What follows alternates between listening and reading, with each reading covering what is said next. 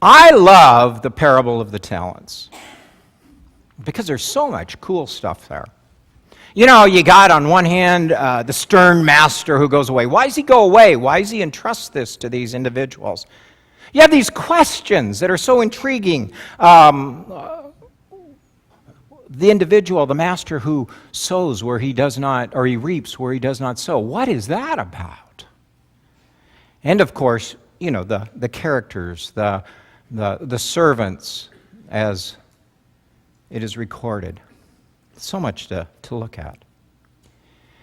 And yet, what I would submit to you is that in doing that, all these things are curious and they're interesting, but they also divert us from the very core meaning of this parable or allegory, this story, as we try to understand and interpret it. And what Jesus is saying here, and actually saying it all the way through Matthew 25, is Jesus is going to the core of our being and the essence. This parable is not about the master. It's not really about the servants. It's about the talents. And when Jesus talks about talents, make no mistake, he is talking about money.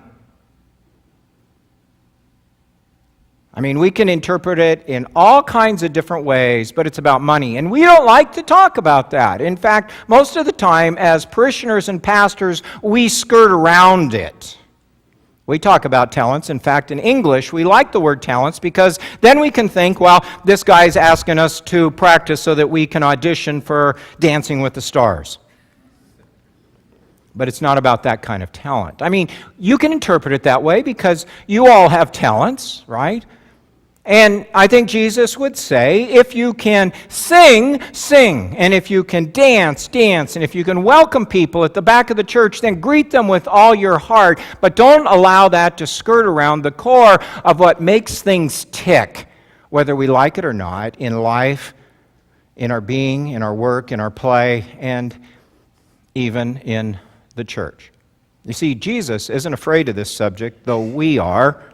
In fact, Jesus talks more about our money than anything except the kingdom of God. In fact, in Luke, it's like something like 1 out of every 7 verses has something to do with this. So Jesus says, where your treasure is, there is your heart also. Because everything requires that in our economy to make life and ministry happen. So let's not forget that, because I think that's where we tee this story up. But before going any further, I want you to consider one other aspect. Jay Johnson read, I don't know if he read from the King James Version or not, because he used the word, these were slaves. Now, most of the Revised Standard Version and other translations, and they argue in the Greek what this literal translation of this is, but most of the modern translations have made it a little more palatable, and they call it the servants. And of course, given our views on the inappropriateness of slavery and all that, we like that. But if you put it in the context that perhaps they were slaves, then that's an interesting place to begin. Why?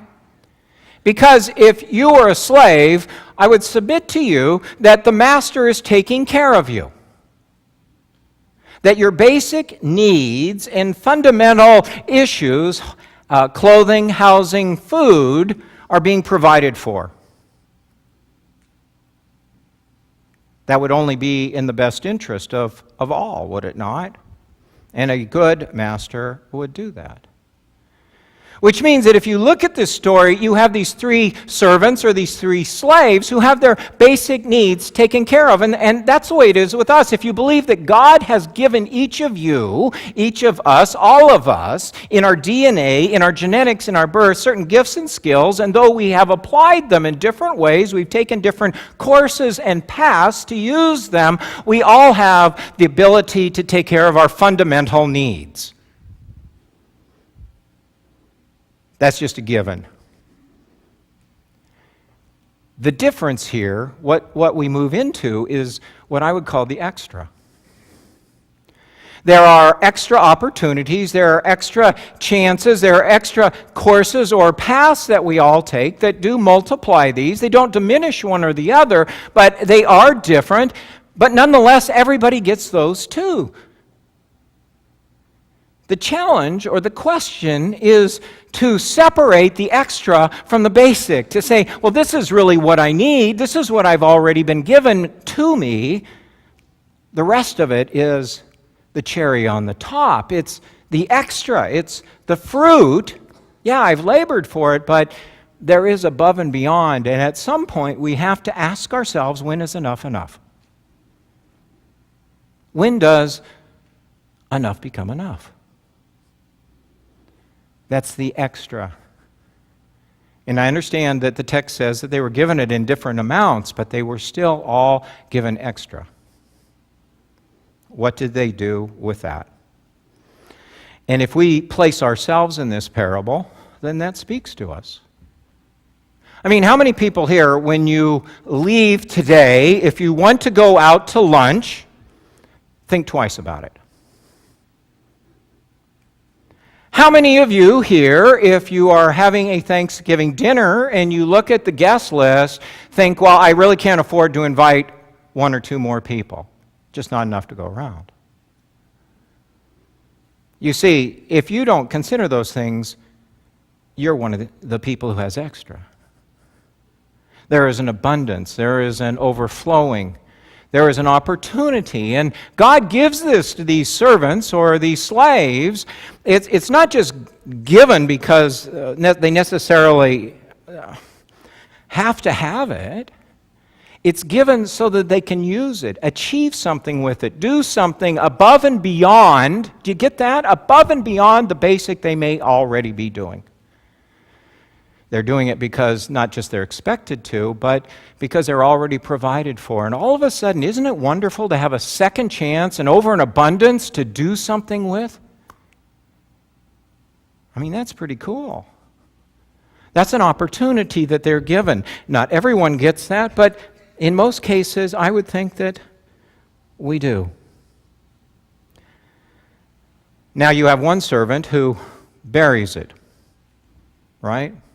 2 invest, 1 buries, and we always get down on the burying person.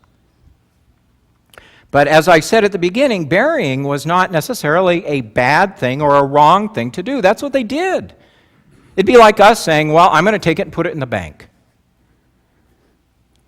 The difference, I think, is why this person did it. Read the text again. He was afraid. He was afraid. That's what motivated him. He was afraid. And I think about that when we are not generous or grateful or thankful people, when we want to bury what we have or protect it, why do we do it? We do it because we are afraid. We are afraid we might lose it. We're afraid we won't have enough. We're afraid we won't have enough to pass on to future generations or in our family or whatever else. Fear motivates us, and fear is the opposite of faith. Fear is the opposite of faith. Which do you act with? I wonder, even though I can't prove it, there's a part of me that greatly wonders if that servant who buried his talents took that 1 talent and bought a crazy, wild internet stock and lost it all, I suspect the master would have been more pleased with him than just burying it. Because he had the faith to at least try to put it to work. Can't prove that, but there is a part of me that says our God is a risk-taking God. And I know that's true because God has taken a huge risk on me. Everybody here know Warren Buffett? Okay, so I don't need to give any biographical information there. Obviously one of the wealthiest people in the world. When his wife, and they're members of our church actually in Omaha, Countryside Community Church, I think her legacy, she had the largest philanthropical gift when she died. I think it was $20 billion. Very, very large. Anyway, this is a true story. When Warren Buffett's son, Peter, got to be 19, he got his inheritance. Anybody want to guess how much it was? $90,000. Now, I don't want to belittle $90,000. It's a lot of money, but, it's all relative, right? And $90,000 to billions is not very much. But Peter said he was glad he did. He wasn't happy when he was 19 and that happened, but as he got older, he appreciated it because it forced him to use the other talents he had to get to work and to do things. And Peter has been very successful in his own right in the music industry. But here's the other side of the story. Warren Buffett gave his son $90,000 as his only inheritance, but then he turned around and gave him $1 billion. The catch was the $1 billion was to start a charity. Isn't that interesting? What you need, now here's extra.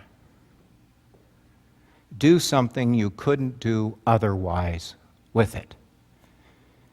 And Peter Buffett and his wife started a charity to help adolescent girls in third world countries. So the question, the sermon's entitled Enough, and we have to ask ourselves, when is enough enough? How do we get to a simplistic life? It's interesting. So many things in the world that we get, we think we need them, right? Everybody thinks they need a smartphone. I wish I didn't have one. I wish I didn't have one. I long for the days when I left the office and nobody could call me until I got back to the office, and then I could look down the list of notes and, kind of choose. Now we expect people to be on call all the time, 24/7. There's times I wish I didn't. But, here's the irony is I have an iPhone 5S, and now what's out? Ooh, not just a 6, but a 6. Ooh, man, plus. That's already intriguing right there, isn't it? I want that plus. Do you see? When does enough become enough, and when is the rest just fluff and extra and actually makes my life more complicated? How do we get to simplicity? Because simplicity takes us back to thankfulness and gratitude. I've been leaving you each week with some suggestions, and today I will do the same. If you want to be more thankful and grateful in your spirit, I think you begin by asking yourself, quite honestly, what is it in your life that you hunger and thirst for? Jesus, at the beginning of his ministry, lays it right out. He says, "Blessed are those who hunger and thirst for righteousness." Blessed are those who have hunger pangs deep in their souls and they're thirsty beyond anything else that can satisfy for what God gives. Blessed are they. Happy are they. Ask yourself, what are you hungry for in life, really? What satisfies you? And do you invest in the things that are temporarily satisfying or eternally life-giving? And do you act upon them out of need or fear? Secondly, honestly identify what it is in your life, in your thought process, that inhibits you from being generous. Is it self-concern? Is it selfishness? Are you afraid of what might happen? Because, we can have all the wealth in the world, but money cannot protect us or guarantee happiness. How many trust fund babies, how many of them do you see in the news that look really happy? Seriously. And how many of them end up in rehab again and again and again and again and again? Steve Jobs, very wealthy man, sadly died of liver cancer, even though he got the best treatment he possibly could. And there's nothing wrong. Remember, Jesus never condemns our wealth or our money. It's just a matter of how do you use it? How do you see it? Is it a tool and a vehicle, a window to creating a better life and a better world, not just for yourself or for others that gives praise to God? Or is it something out of fear you just hold tight? I love the passage. It's printed in your bulletins, taken from Hebrews 13, 5-6. Keep your life free from the love of money and be content with what you have, for God has said, and this is the underlining part, for God has said, I will never fail or forsake you. What do you invest in? What do you hunger for? Where's your thirst? Thirdly, ask yourself, what is your life's purpose? What are you about? What is your life's purpose? And it doesn't matter if you're 16, 17, or 80, whatever time you have, today, tomorrow, this week, the next year, 20 years, what are you about? What is your legacy going to be? What will they put on your headstone someday? What are you about? What's your purpose for being here? It is the question that separates us from the animals. I don't think animals think about that, but people do. Why am I here? Where does your soul find satisfaction? And what are the long-term consequences of decisions you make today? Those are critical questions. You know, a few years back, there was a younger couple who they worshiped at the church here. They were from downtown St. Pete, but they worshiped at the church here. They eventually joined the church, but they were never really active because of the travel schedule, the work schedule, back and forth from downtown and so forth and so on. They now live out of town, up Baltimore area, Maryland somewhere, I believe. Anyway, one week they gave the church $10,000 gift. And it's not about the money per se, but the story. But they gave the church a gift, and I wrote them a thank you letter. When they were in church, I talked to them and visited with them, and I said, thank you. That was a very kind thing for you to do. And they said to me, this is the very first time we've gotten a bonus. It was extra. We've gotten a bonus, and it was the thing we wanted to do. It was extra. It was above and beyond what they needed. And their investment in not only their love of God, but their investment in what the church does out of its love of God was a primary motivator for them. They were a witness and an illustration of the talent. What and who are we about? Fourthly, think about where the church comes in all of that. And I say this quite sincerely because I really think that many people come to church and just think manna drops from sky. That we make it and we do all that we do and it just happens. It doesn't.